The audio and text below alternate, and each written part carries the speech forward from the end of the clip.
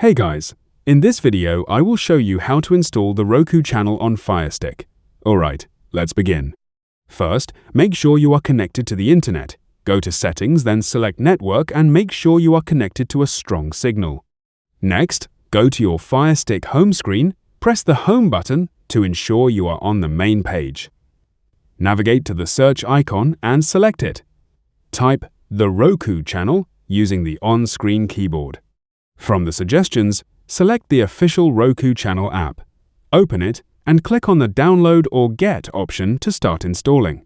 Wait for the installation to be completed, then wait for the app to launch.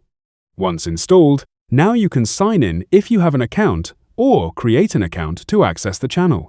However, in some regions, Roku channel is not available, so you must install a VPN, connect to a United States server, and search again to access it. That's it for this video. Thanks.